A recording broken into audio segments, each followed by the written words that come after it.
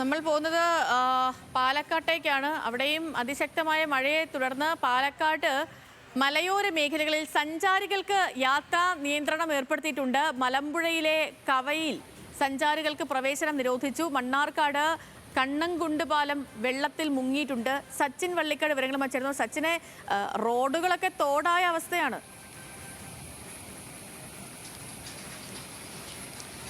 തീർച്ചയായും സേതു അത് തന്നെയാണ്. കാരണം പാലക്കാട് ജില്ലയിലും വലിയ രീതിയിലുള്ള നാശം വിതച്ചുകൊണ്ട് കനത്ത മഴ പെയ്തുകൊണ്ടിരിക്കുകയാണ്. പാലക്കാട് ജില്ലയിലെ മലയോര മേഖലകൾ പ്രധാനമായും നെല്ലിയാമ്പതി അതേപോലെ തന്നെ അട്ടപ്പാടി മേഖലകളിലെല്ലാം തന്നെ യാത്രാ നിരോധനം ഏർപ്പെടുത്തിയിട്ടുണ്ട്. വിനോദസഞ്ചാരികൾ ഇനി ഒരു അറിയിപ്പ് ഉണ്ടാകുന്നത് വരെ ഈ മേഖലകളിൽ പോകാൻ പാടില്ല എന്നാണ് ജില്ലാ കളക്ടർ ഉത്തരവിട്ടിട്ടുള്ളത്. കൂടാതെ തന്നെ മലമ്പുഴ കവ പ്രദേശത്തെല്ലാം തന്നെ വിനോദസഞ്ചാരികൾക്ക് നിരോധനം ഏർപ്പെടുത്തിയിട്ടുണ്ട്. ശക്തമായ മഴ തന്നെയാണ് മറ്റു ജില്ലകളിലെ പോലെ തന്നെ പാലക്കാടും പെയ്തുകൊണ്ടിരിക്കുന്നത്. പ്രധാനമായും മംഗലം ഡാം അല്പസമയത്തിനുള്ളിൽ, അതായത് 10 മണിയോടുകൂടെ തന്നെ മംഗലം ഡാം തുറക്കുന്നുണ്ട്. 5 സെന്റിമീറ്റർ ഷട്ടർ ഉയർത്താനാണ് നിലവിൽ തീരുമാനിച്ചിട്ടുള്ളത്. എന്തായാലും കഴിഞ്ഞ കുറേ ദിവസങ്ങളിലായി ഡാമുകളിലൊക്കെ വലിയ രീതിയിലുള്ള വെള്ളം കുറഞ്ഞ അവസ്ഥയായിരുന്നു.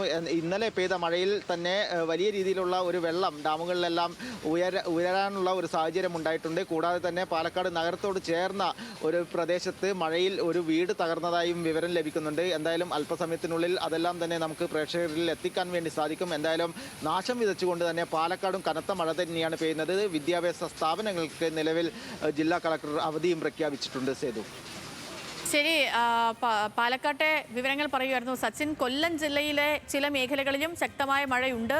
അഞ്ചൽ ഏറം വയലിൽ ശ്രീകൃഷ്ണസ്വാമി ക്ഷേത്രത്തിൽ വെള്ളം കയറി. ഷമീർ വിവരങ്ങൾ വച്ചിരുന്നു. ഷമീർ.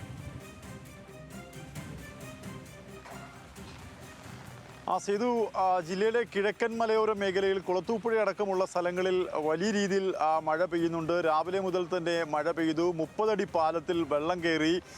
തെങ്കാശി തിരുവനന്തപുരം ദേശീയപാതയിലുള്ള ഗതാഗതം പൂർണ്ണമായി സ്തംഭിച്ചിരിക്കുകയാണ്. ഒപ്പം തന്നെ അഞ്ചൽ ഏറം ശ്രീകൃഷ്ണസ്വാമി ക്ഷേത്രത്തിൽ വെള്ളം കയറി. ഒപ്പം തന്നെ ട്രോളിംഗ് നിരോധനവുമായി ബന്ധപ്പെട്ട് കടലിലേക്ക് ഇറങ്ങിയ ഭൂരിപക്ഷം ബോട്ടുകളും തിരികെ വിളിച്ചു.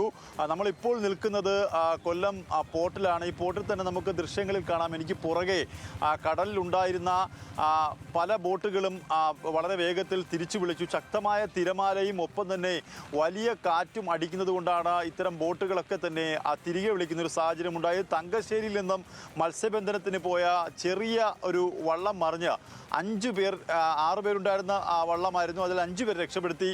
ഒരാൾക്കായുള്ള തിരച്ചിൽ തുടരുകയാണ്. ഒപ്പം തന്നെ ഈ കിഴക്കൻ മലയോര വെള്ളത്തിൻ്റെ ഒഴുക്ക് കൂടുതലായി ഉള്ളതുകൊണ്ട് തന്നെ പരവൂർ താന്നി കായലുകളിലെ ജലനിരപ്പ് ഉയരുകയാണ്.